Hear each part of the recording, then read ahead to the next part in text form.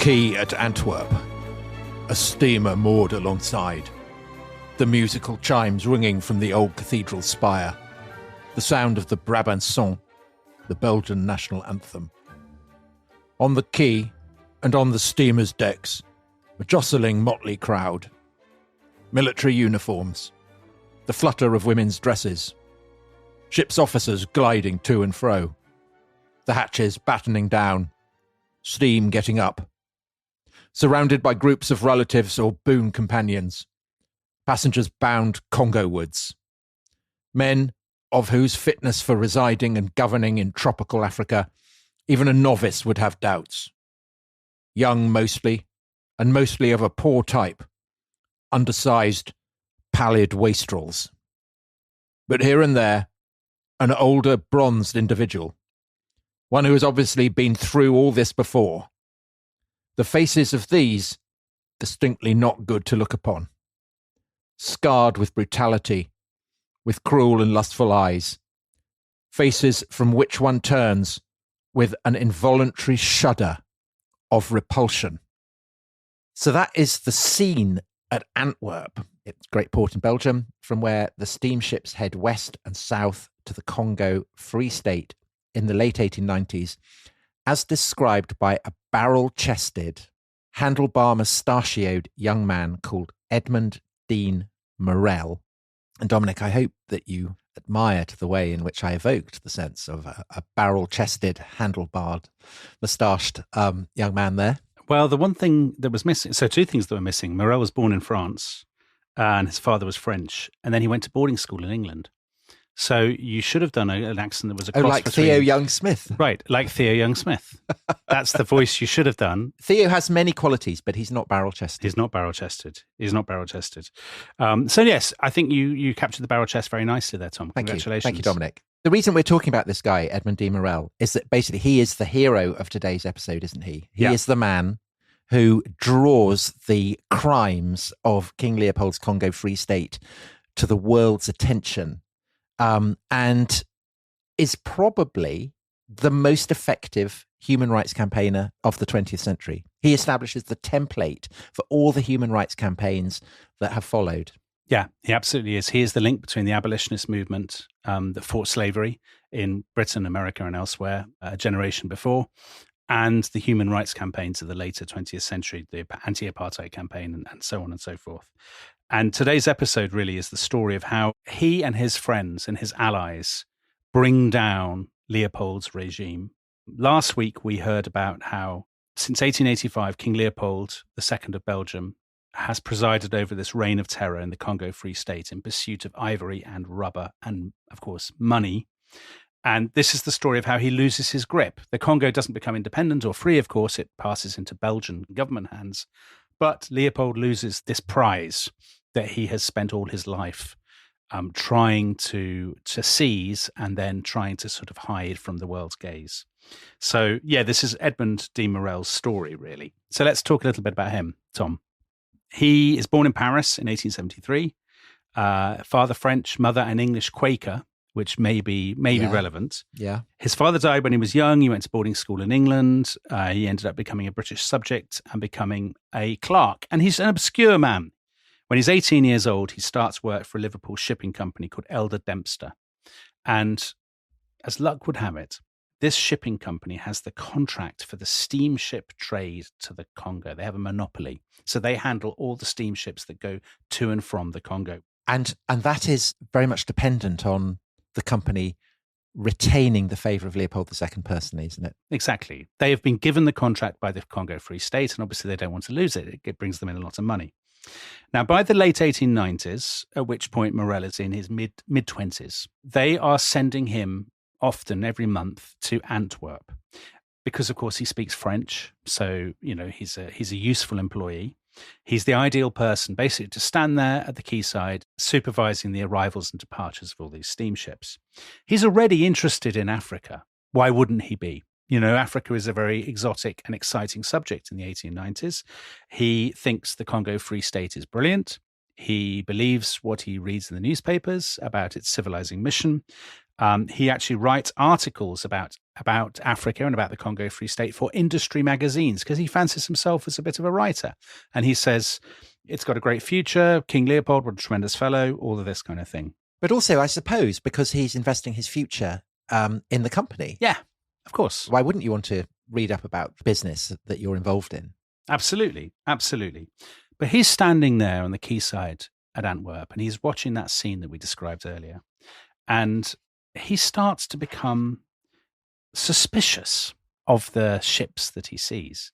Because as we described at the end of last week's episode, he sees all this rubber and ivory being unloaded from the ships, but nothing is going back the other way. So he kind of thinks, well, what are we trading for? What are we giving them in return?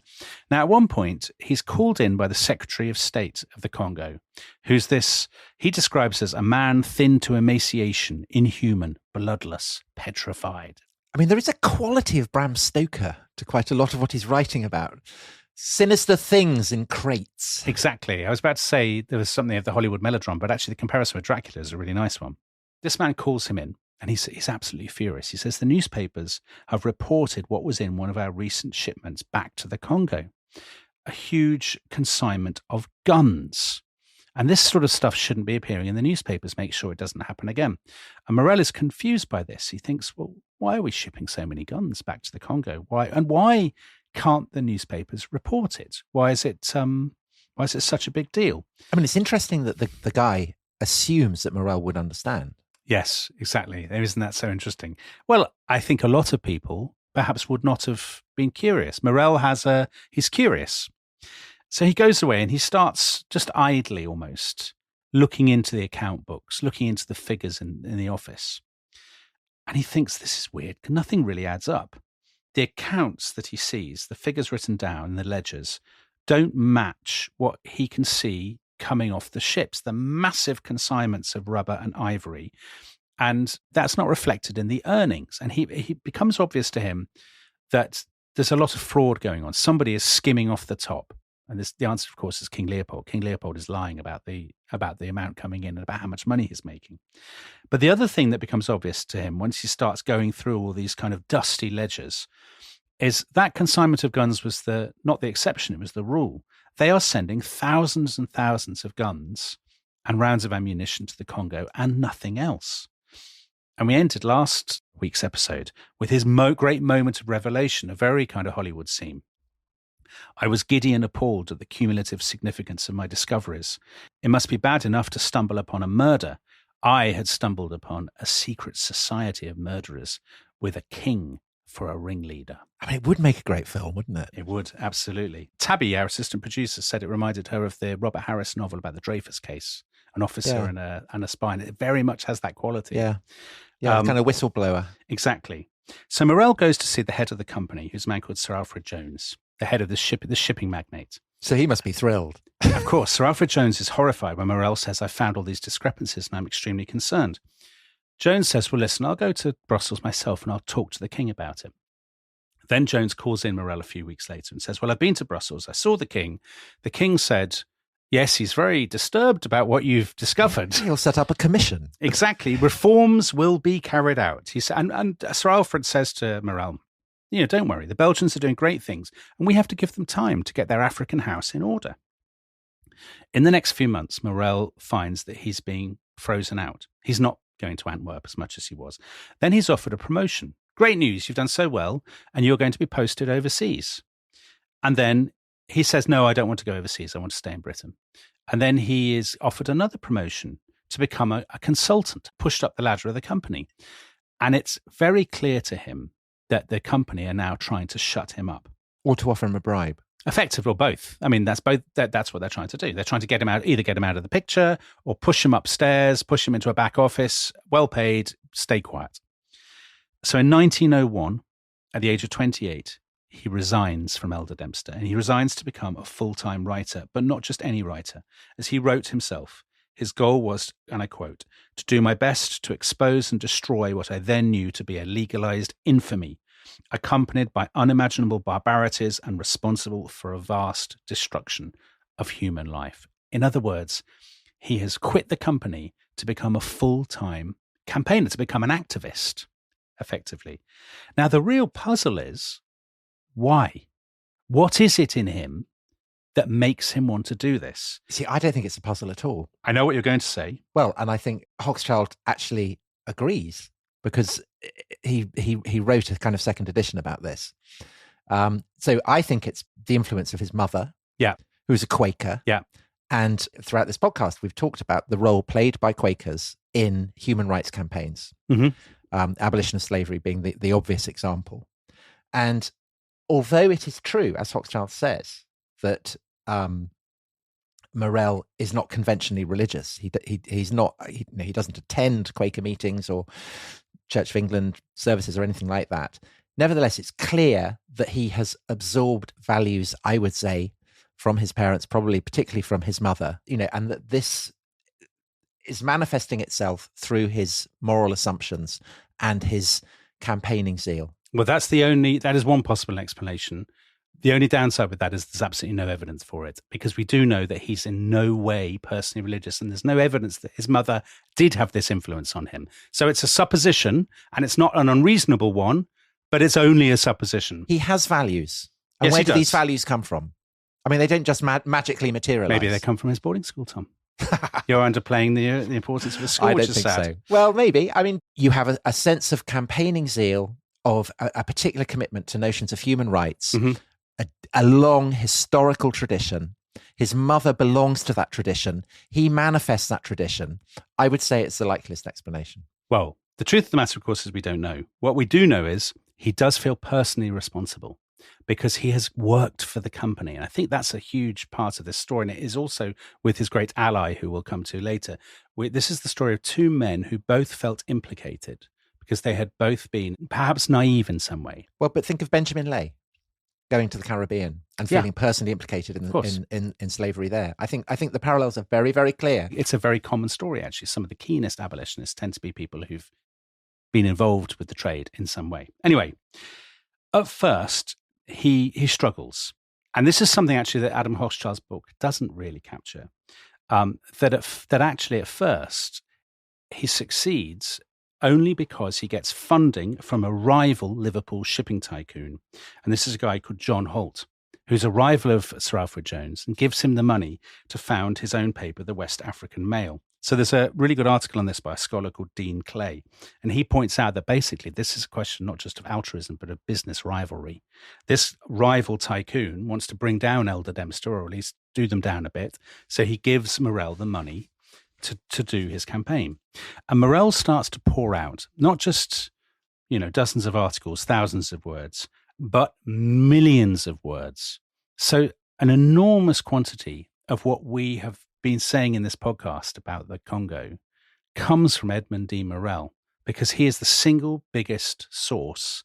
He's publishing books, he's publishing articles, editorials. When you look behind so many of the anecdotes and the quotations, and indeed the statistics, they come from this one man. And he never goes to the Congo. That's the thing, rather like King Leopold.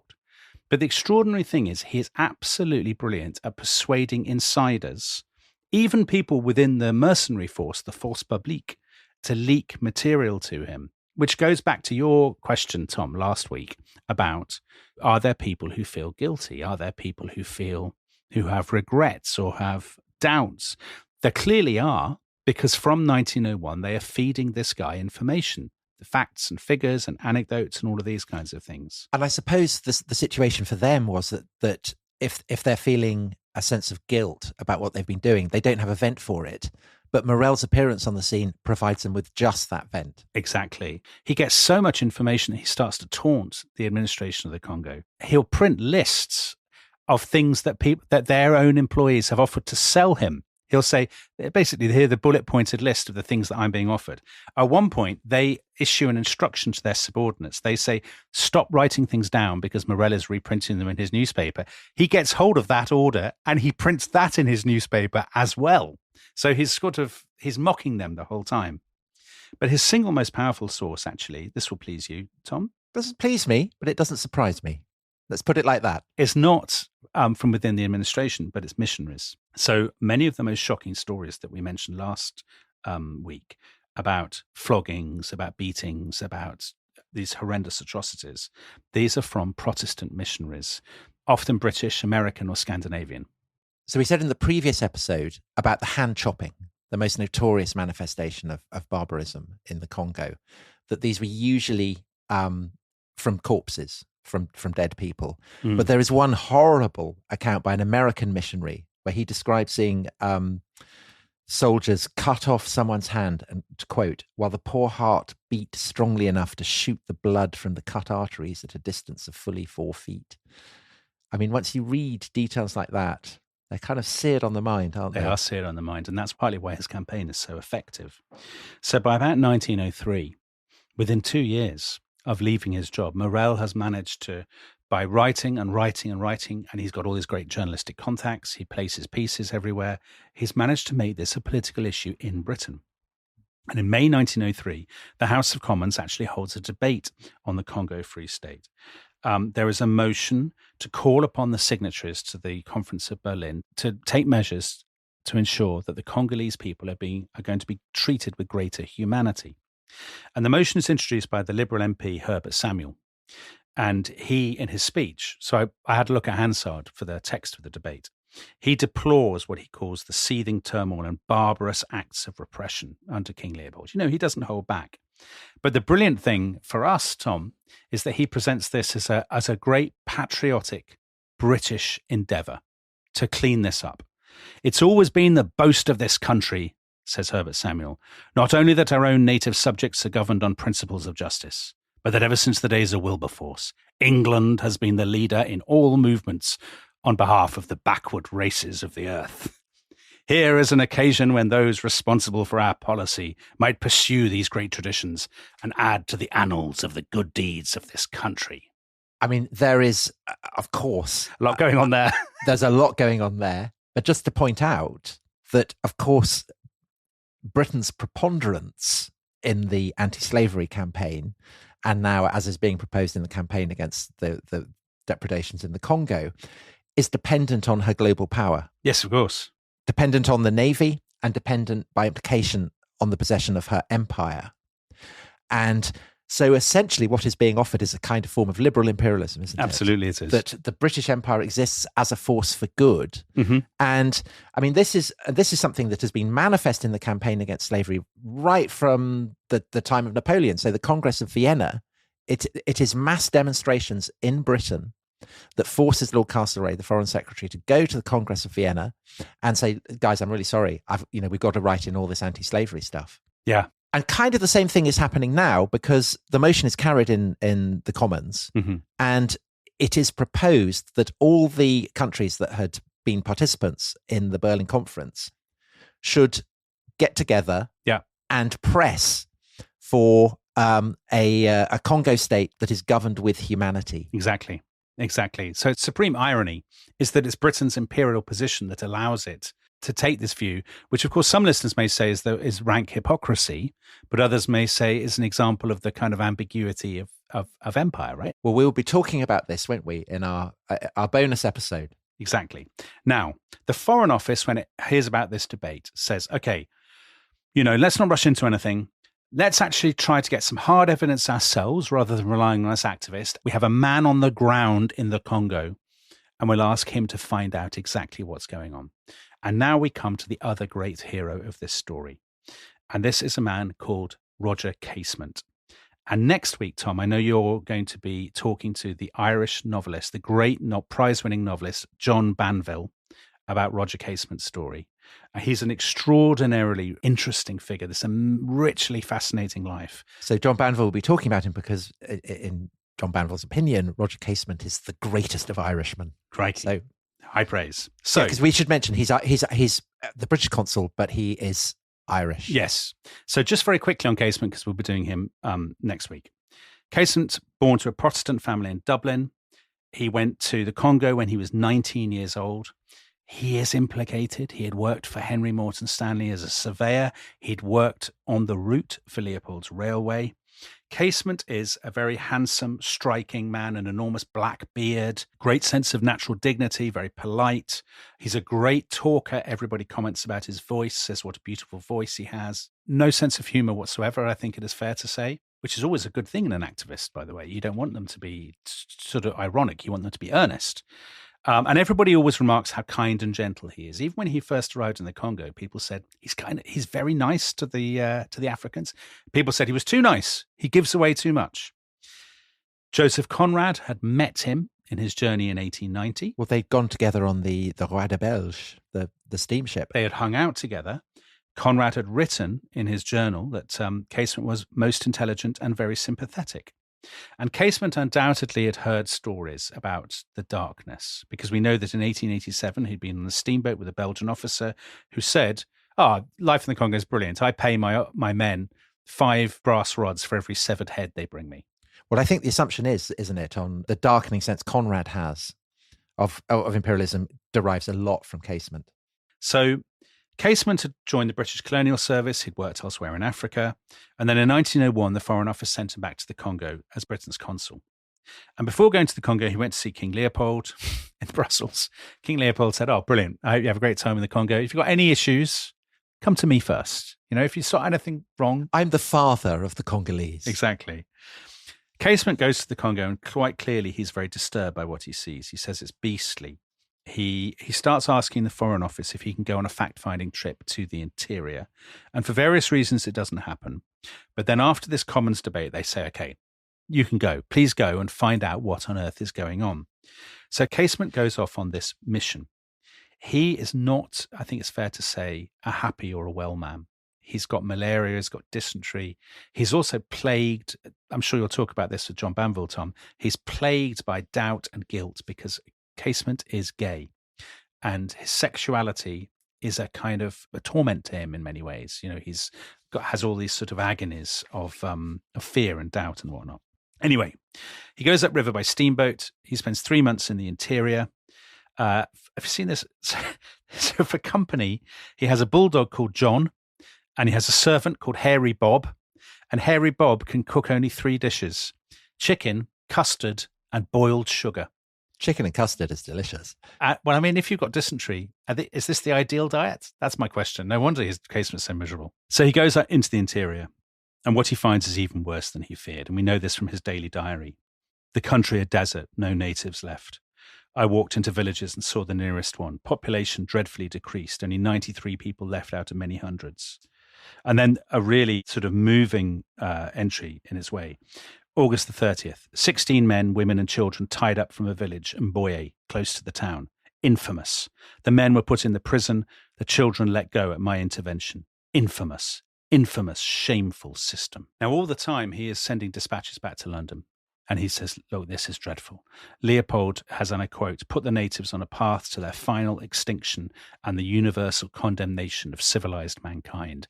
And you can well imagine the Foreign Office getting these and thinking, come on, no.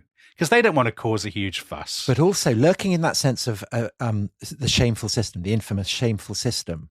I mean, is the system that he's talking about specifically the Belgian Congo? Right. Or is it the broader apparatus of imperialism per se? Exactly. And Casement is on a kind of journey, isn't he, that will lead him to condemn not just Leopold's empire in the Congo, but imperialism full stop. Exactly. Because of that, of course, is the worry for the Foreign Office and for the British government generally, is that, sure, look into the Congo Free State, but stop there. You shouldn't be looking into other colonies because, of course, our colonies are perfect.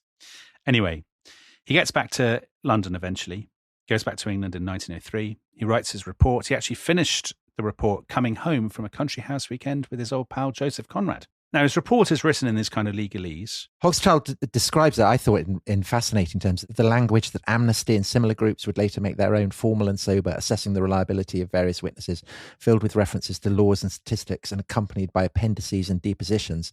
And that's the key, isn't it? That it's not written in a tone of moral outrage. It's sober, cool, designed to appeal to bureaucrats and functionaries. But you mentioned the depositions. So at the end, he has kind of witness statements that go into all the horrors.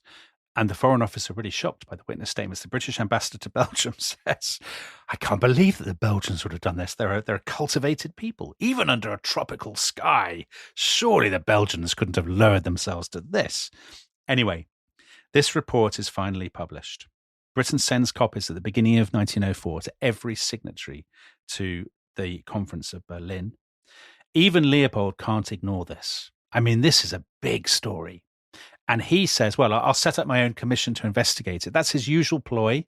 And in the second half, we'll see how that turns out for him. But Casement is not yet finished. He now really has the zeal of a convert. He gets in touch with Morel. They have dinner in London. And they talk until 2:00 in the morning. And Morel gave a wonderful, vivid account of their first meeting, which I will read. He said, "From the moment our hands gripped and our eyes met, mutual trust and confidence were bred, and the feeling of isolation slipped from me like a mantle. Here was a man indeed, one who would convince those in high places of the foulness of the crime committed on a helpless race." Morel said in his memoir, I often see him, Casement, now in imagination, as I saw him at that memorable interview, crouching over the fire in the otherwise unlighted room, unfolding in a musical, soft, almost even voice, in language of peculiar dignity and pathos, the story of a vile conspiracy. And as Casement talks in this beautiful voice of his, Morel said, "I believe that I saw those hunted women clutching their children, flying panic-stricken to the bush, the blood flowing, the ghastly tally of severed heads," and all this kind of thing. Casement's skill as a storyteller is so important. This voice that everyone talks about. Exactly. Now, Casement says to him that night and afterwards, "Look, I think we should set up a big new organization devoted to the Congo." And Casement says to him, the Congo is different from other campaigns. The Congo is a unique evil. And if we can rouse the British people, the world might be roused. Britain had played that part before, meaning in the campaign against slavery. Could we raise a throbbing in that great heart of hers? Right. This is a tremendous story. It's about kindness, but it's also about how brilliant Britain is. But this is, will become the key point of divergence between Morel and Casement. Exactly. Because for Morel, Congo is sui generis. It's hideous. It has nothing to do with the broader imperial context. And Casement will come to a very different conclusion. Yeah. And listeners, we'll discuss this in the bonus episode.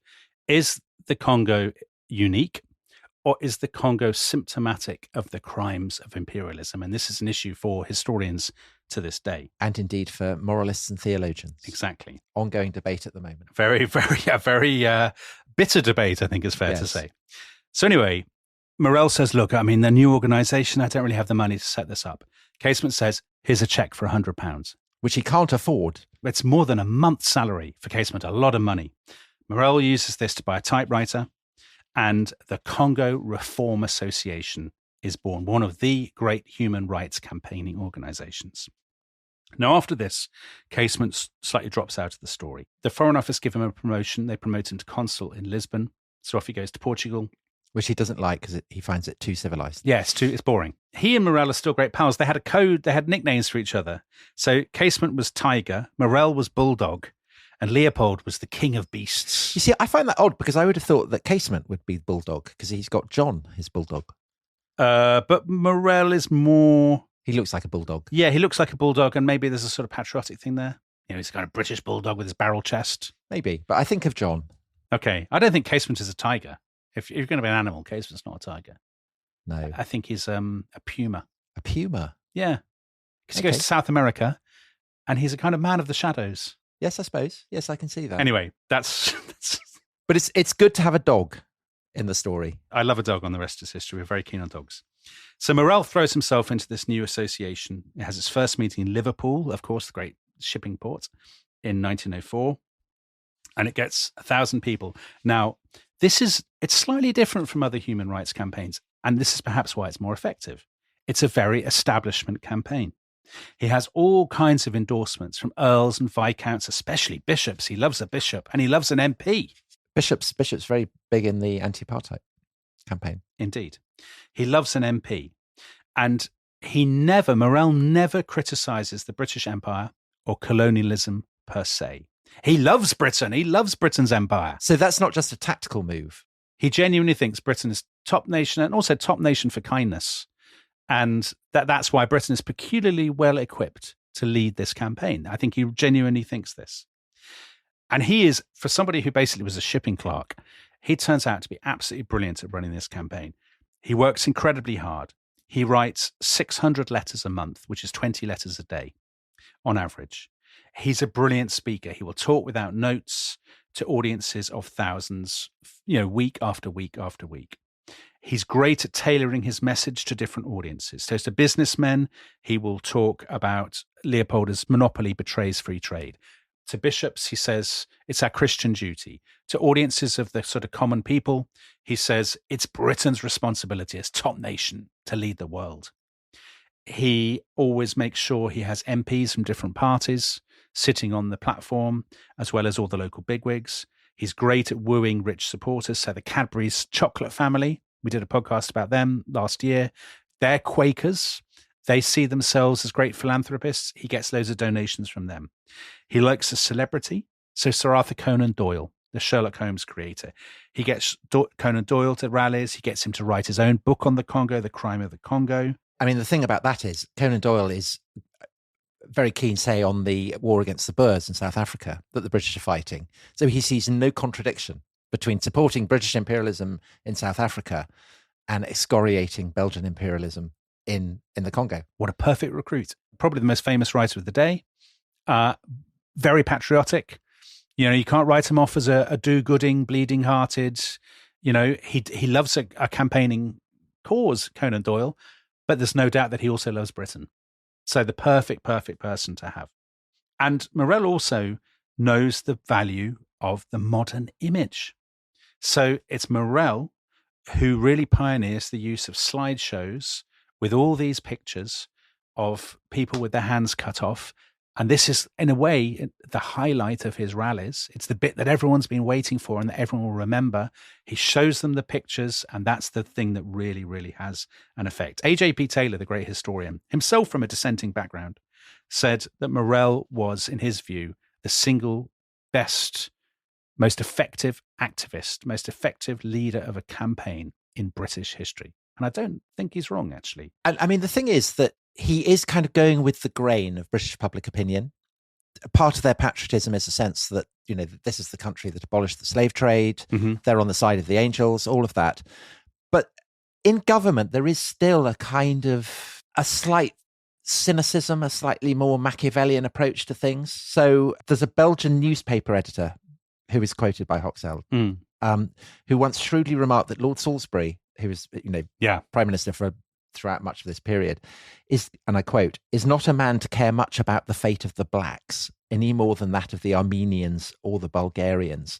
And Morel himself writing about Sir Edward Grey, the Foreign Secretary, of course, in the build-up to the... Great hero of yours, Tom. Great hero of mine, great fisherman, great bird watcher.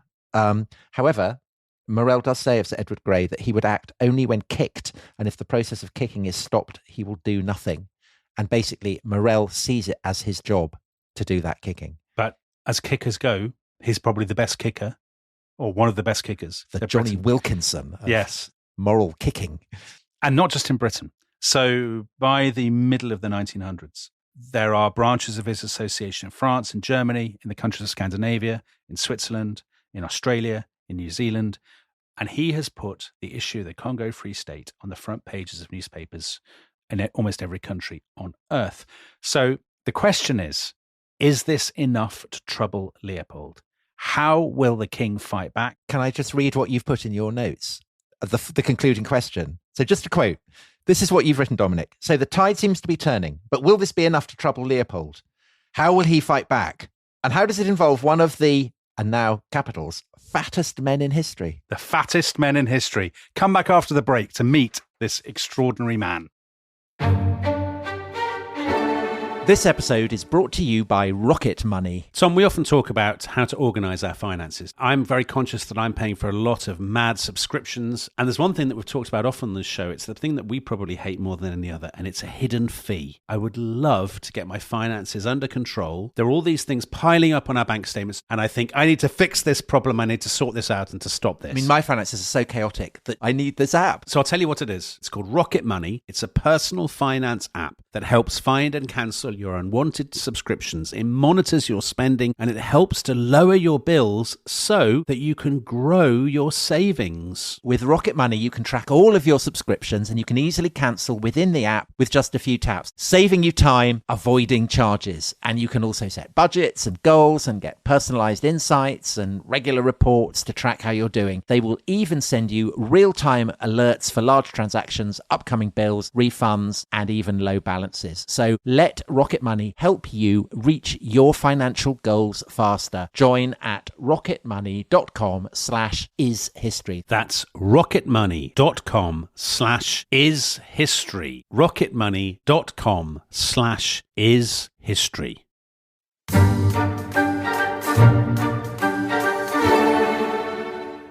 These meddlesome American missionaries, these frank British consuls, these blabbing Belgian-born traitor officials, those tiresome parrots are always talking. They have told how for 20 years I have ruled the Congo state, seizing and holding the state as my personal property, the whole of its vast revenues as my private swag. Mine, solely mine, claiming and holding its millions of people as my private property, my serfs, my slaves, the rubber, the ivory, and all the other riches of the land, mine solely, and gathered for me by the men, the women, and the little children, under compulsion of lash and bullet, fire, starvation, mutilation, and the altar. These pests, they have kept nothing back. They have revealed these and yet other details which shame should have kept them silent about, since they were exposures of a king, a sacred personage, and immune from reproach, by right of his appointment to his great office by God himself. So that was King Leopold II, King of the Belgians, as ventriloquized by Mark Twain in his satirical monologue, King Leopold's Soliloquy, which he published in 1905.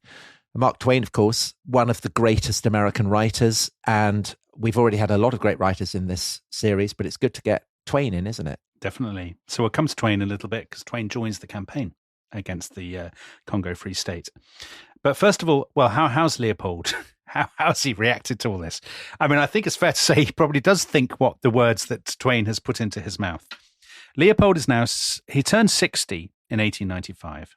He's a very rich man, but he's very unpopular in Belgium. He has all these villas on the French Riviera. He's got a massive yacht. He spends a lot of his time in the south of France. A lot of Belgians say to themselves, well, he's got this massive colony, all this money, but we're not seeing any benefits from it. And Dominic, what about his love life? Well, he's disgraced himself, Tom, I think. He's let Belgium down. So he has got this new mistress who is exceedingly controversial. She's a young French prostitute called Caroline de Lacroix, or Lacroix, the different versions of her name. They probably met when he was 65 and she was 16. They probably met at a brothel or hotel in Paris. And am I right that she was probably pimped by a guy who'd been her lover? That's right. Who's a former soldier called Antoine Emmanuel Durieux. And as we will see, he remains very much on the scene. He's always lurking in the background, adding to the general quality of moral probity. Now, Leopold's wife, who of course he hated, died in 1902, and he now becomes completely obsessed with Caroline. He installed her near his castle at Laeken outside Brussels. He spent millions of francs on jewels and clothes for her. He gave her a retinue of servants. I mean, disgracefully, Tom, he took her with him to Queen Victoria's funeral, which was shocking, enormous scandal. She bore him 2 children in 1909 and 1910. And actually, far more than the issue of the Congo Free State, this is what destroys his reputation in Belgium. But the two issues become slightly conflated in the world's press. So when her second son was born, there was some issue with his hand. I'm not exactly sure what it was, but whether it was he had a withered arm or what it was. But anyway, there's an issue with his hand. And Punch magazine in England, then very, very popular, published a cartoon showing Leopold holding this baby with a kind of injured hand. And he's surrounded by African corpses with severed hands. And the caption says, "Vengeance from on high." In other words, God Yeah. has punished you for what you've done to these people. Yeah, that's It's pretty punchy. Yeah. Well, literally. Literally, yeah, exactly. So now Leopold is very upset by all this, of course, and he does something very modern. He employs a PR campaign of his own. They place articles in the newspapers about abuses in British colonies, i.e., he's saying, you are the most dreadful hypocrites. You know, you think I'm bad. Look at what you're doing in Nigeria or Sierra Leone or Africa. He's got a point. Well, we'll discuss whether he's got a point in the bonus episode, but it's fair to say, I think it's absolutely fair to say, all European empires have skeletons rattling around in their closets. He's not wrong about that, that's for sure. He gets his tame shipping companies to sponsor books and articles. He sets up lobby groups with, all with these sort of comical names. The Committee for the Protection of Interests in Africa. Yeah. The Federation for the Defence of Belgian Interests Abroad. You know, all of these groups that, again, sound very contemporary, don't they? I mean, the kind of thing you see all the time. Well, it's what South Africa did during the apartheid campaign. Of course. And I suppose it's also, to a degree, kind of what big tobacco or big oil tend to do. Of course it is. Of course it is. They subsidize magazines, which he does. He has a magazine called New Africa, The Truth About the Congo Free State. You know, this is classic. You know, it's so common now, but at the time it is groundbreaking. And he spends a lot of money on journalists. And then we know about this because we have the paper trail of his attempts to bribe the German press. Entertainingly, his chief agent in Germany, who was a guy called Ludwig van Stoib, claimed that the Belgians were very slow about reimbursing him for his costs. And he wrote to Brussels and said, "Where's my reimbursement?" And he said, "Now you keep asking me for receipts. Obviously, I don't have any receipts because it's all underhand. Because I'm giving people cash, Yeah. brown envelopes or whatever." By the way, one issue for Leopold is that our old friend, the Kaiser in Germany, the Kaiser absolutely despises Leopold. He called him Satan and Mammon in one person. Is this the same Kaiser who is leading the country that is simultaneously practicing genocide in Namibia? That's the man. Yeah, right. So, Okay. yeah, I think there's a fair bit of double standards in kettle. this. Exactly. Now, the battle moves in about 1904 to America. America, of course, was the first country to recognize the Congo Free State. It's a bit of an embarrassment, do you think? Yes, I think so. And Edmund Dene Morel says, you know, the United States has a special responsibility to address this because they are the country that basically opened the door to Leopold getting this territory. But also, is it the sense, as in the abolitionist movement, that there is a kind of congruity, a moral congruity between absolutely. British and American takes on this? Absolutely. So missionaries will often do tours, speaking tours, British missionaries in America, American missionaries in Britain. There is a sense of, dare I say, a special relationship, a sort of moral relationship on this front. So in 1904, Morel goes to America. He meets Theodore Roosevelt at the White House. He recruits Mark Twain. Twain is then in his 60s. He's probably the most famous author in America. He's all in on the campaign. He goes, and he's a man who knows the world. I mean, he's been around the world. He can absolutely understand how this could happen. And he's a great activist. He's a great campaigner. Twain. He goes to Washington 3 times to lobby the president, to lobby Congress, and it becomes this huge crusade. Petitions signed by thousands of people, by governors, by senators, university presidents, and so on. Now, Leopold, again, doesn't take this lying down. He fights back. He mounts a lobbying campaign in America. He offers Congo concessions to the Guggenheim family, to John D. Rockefeller. He gives artifacts to the American Museum of Natural History because he knows that J.P. Morgan is on the board. And he pays American academics to defend him. So to give you just one example, a guy called Frederick Starr from the University of Chicago, he's paid by Leopold to write a series of articles for the Chicago Tribune called The Truth About the Congo Free State. But then Leopold makes a terrible mistake. And Tom, we promised a very large man, and now he rumbles, he looms into view.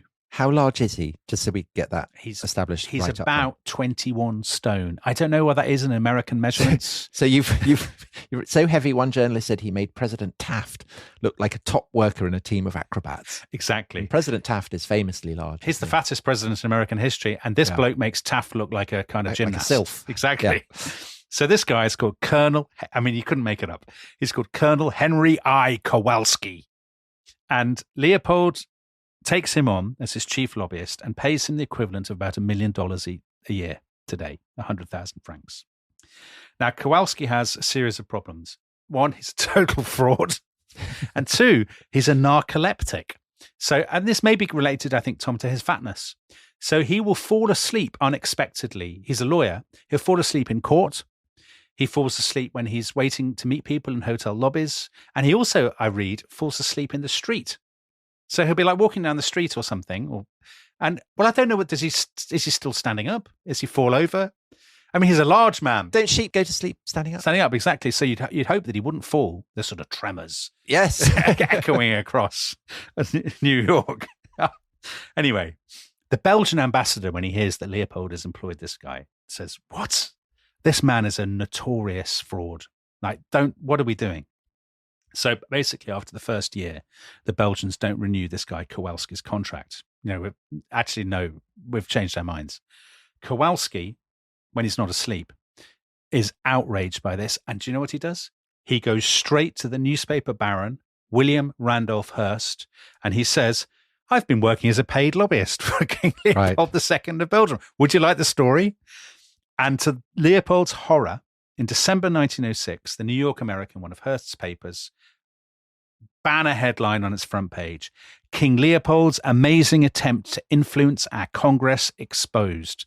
And Kowalski has told them everything, including the fact that he's been paying a staffer on the Senate Foreign Relations Committee to basically derail congressional resolutions on the Congo. And for every day for a week, Hearst's papers lead with the Congo. Pictures of the severed hands, shocking missionary accounts, the works. It's a massive story. And basically, by the time it's all over, Leopold has comprehensively lost American public opinion. Because I remember when that campaign is launched that leads to the United States being the first country to recognize Leopold's jurisdiction over the Congo, there was somebody said, "Oh, he's the kind of person who gives kings a good name." Yeah. But presumably the fact that he is a king actually just makes him seem even worse in American eyes. Yeah, an evil, corrupt European king. I mean, he's the perfect villain, isn't he?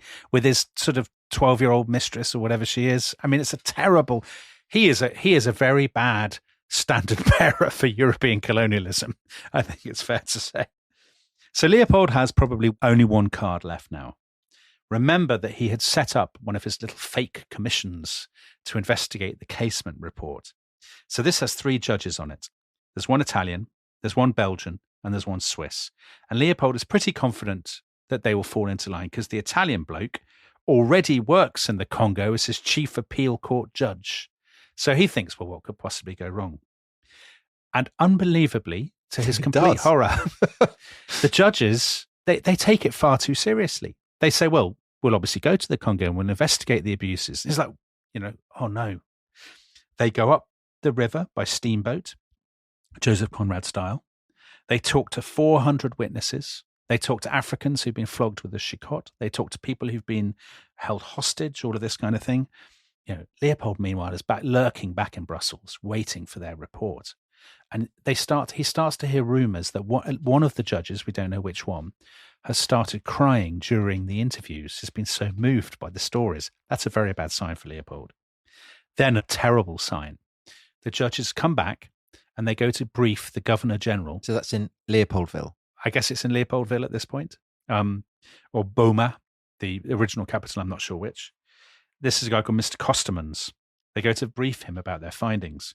Costemans, when they leave Costemans' office, Costemans is so shocked that he doesn't speak to anybody for days. And then 2 weeks later, he cuts his throat with a razor and kills himself. I mean, it's interesting that it seems genuinely to have shocked him. Well, of course, if he's the Governor General, he probably hasn't even gone upriver into the interior and seen what's going on. But the impression I've had is that everybody there knows what's going on. I think there are people who probably work who are, as it were, civil servants, who perhaps have just closed their eyes. Do you think? I don't know. He perhaps, in part of it, I think it's very common in history. You have people who, in part of their mind, they kind of know what's going on, but they've closed that door. Maybe it's guilt. Maybe it's guilt, yeah. As well as shock. I don't know. So the report came out in November 1905, and Again, it's a very lawyerly kind of report, not sensational at all. The individual statements were not released, the witness statements. They actually weren't open to researchers until the 1980s. But they do preserve the voices of the Congolese. So throughout this story, we've been saying we haven't got them, but now we do have them. Yeah, do you want to read a couple of extracts, Tom, to give people a sense of it? So you've not included the most shocking, but here's a flavour. So he's talking about an official. He told his sentries to tie us to 2 trees with our feet off the ground. Our arms were stretched over our heads. We were hanging in this way several days and nights. Whilst we hung there, 3 sentries and the white man beat us in the private parts, on the neck and other parts of the body with big hard sticks till we fainted. When I was very small, the soldiers came to make war in my village because of the rubber. A soldier used a knife to cut off my right hand and took it away. So again, there is testimony to living people having their hands cut off. It's not just corpses. I saw that he was carrying other cut off hands. The same day my father and mother were killed, and I know that they had their hands cut off. So, I mean, living, dead, it's all about the hands. And then a final one. I knew Jungi well. The white man held his head, while Nkoi, standing at his feet, hit him with a cane. Finally, Nkoi kicked Jungi several times and told him to get up. When he didn't move, Ekate said to the white man, "This man is dead, you've killed him." The white man replied, "I don't give a damn. The judges are white men like me." So no wonder they kept them hidden in Belgium. So that report really was Leopold's last chance to recapture the narrative, and obviously he completely failed. By this point, he's become an even more grotesque figure than ever. He's in his early 70s. He's a massive hypochondriac. He's riding round Belgium on a gigantic tricycle, drinking decanters of hot water, which he thinks are good for his health. Everyone in Belgium hates him. And once this Kowalski business comes out in America, and then the reports, obviously by his own tame judges, he realizes the game is up. And effectively at this point, he realizes, I'm going to have to get rid of the Congo and I want my money back. And so he decides he's going to sell it to the Belgian state. The one thing, of course, that at the beginning he didn't want to do. Now, unfortunately, for those of us who would like to see justice done, Leopold is in a very strong position here. This has been horrendous publicity for Belgium. Dominic, I mean, important just to say that there are a lot of Belgians who have also been participating in this campaign. A lot of journals, a lot of magazines, a lot of newspapers. So it's not like there are Belgians who are not appalled by what's been going on, just like everyone else. Of course, especially in their Belgian politicians who are absolutely mortified by this and horrified that the name of their country has been associated with this. Absolutely. I mean, this isn't, because this has been King Leopold's project. There have been Belgians involved, but you're absolutely right. There have been Belgians who have blown the whistle, and there have been Belgians who have been really, really shocked and campaigned against it. But for the Belgian government, I mean, could you get worse publicity for a small country? Obviously, you couldn't. And the British and the Americans are putting them under intense pressure. You cannot let Leopold sell this to France or Germany. We don't want the French or the Germans to get hold of the Congo and all of its rubber and all of this. So the Belgians decide, under this Anglo-American pressure, they're going to have to buy it off him themselves. And they do. Because of his dodgy accounts, the negotiations take ages, more than a year. But in March 1908, they finally agree they will pay him 50 million francs, which is the equivalent of billions of pounds or dollars today. Thankfully, Leopold doesn't have very long to spend his winnings, because he died in December 1909, probably of cancer. Of course, Leopold being Leopold, his death is a massive scandal, because it turned out that he'd secretly married his mistress, Caroline, just before his death, and he'd left her most of his fortune, not his daughters. Because we talked about that, this was the great ambition of his life, was to disinherit his daughters. And also, just to add that 7 months after Leopold's death, Caroline, who is now enormously rich, marries Dureau, the pimp. The pimp. And I think Hochschild says that Dureau may well be the most successful pimp in the history of pimping. My word. He kind of reaps in the largest financial reward.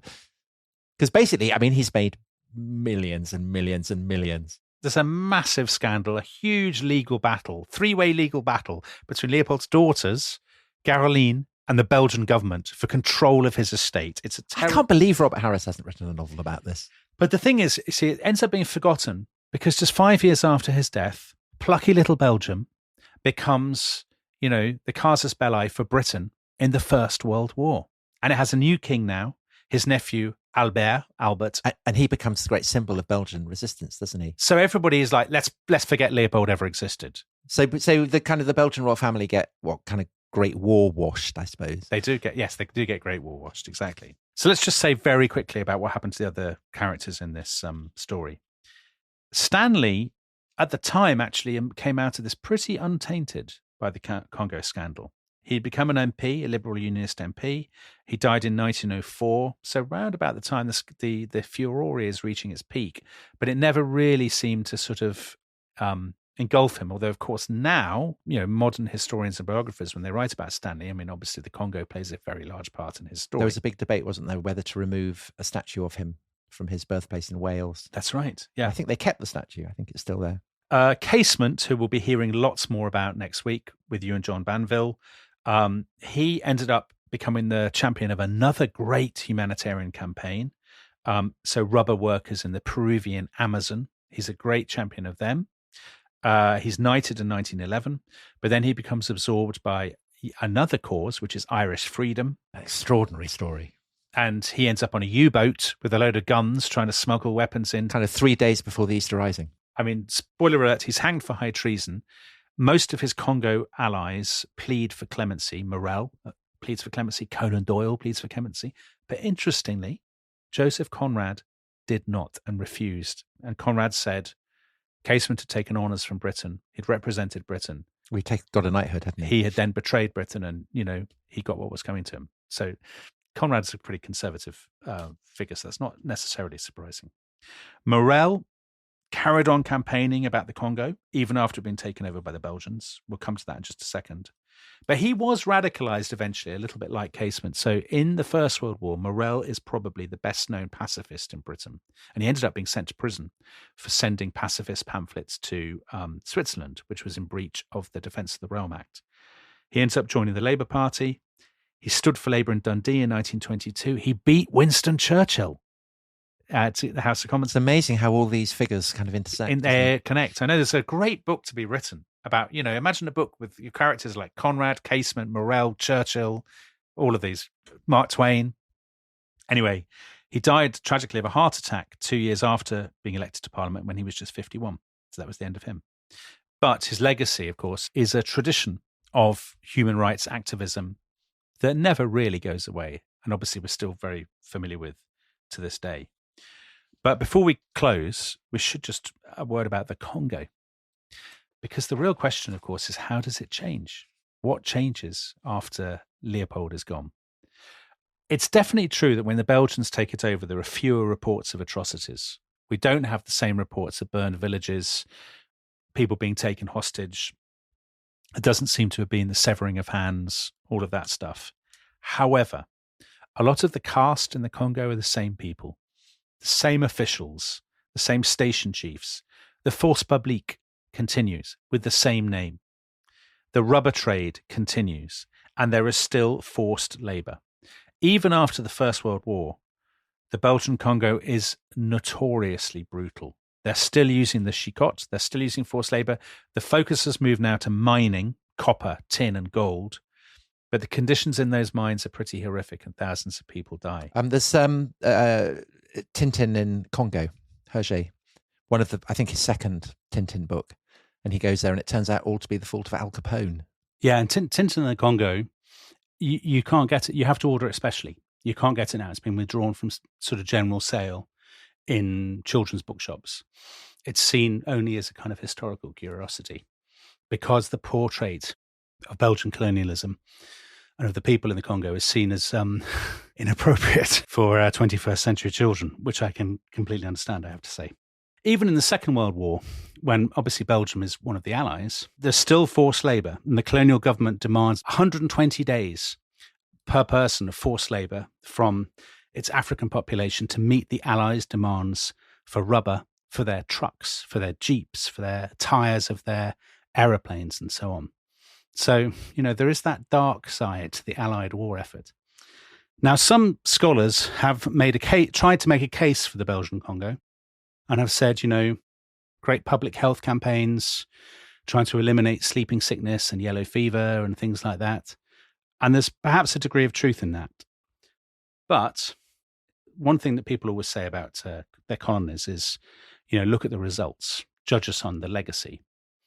And the truth of the matter is, if you look at what became of the Belgian Congo after 1960, after independence, I think it would be very, very hard to say that's a record to be proud of, wouldn't you, Tom? And the role played by Belgium in upholding it as a territory supplying Western needs gets taken up by the United States, doesn't it? Yes. CIA-sponsored assassinations, backing for Mobutu, who's, the kind of the parody of a kleptocrat. Mm-hmm. And I think we said this right at the beginning, that in a way Mobutu is the real heir of King Leopold. Of Leopold II. He is indeed. He is indeed.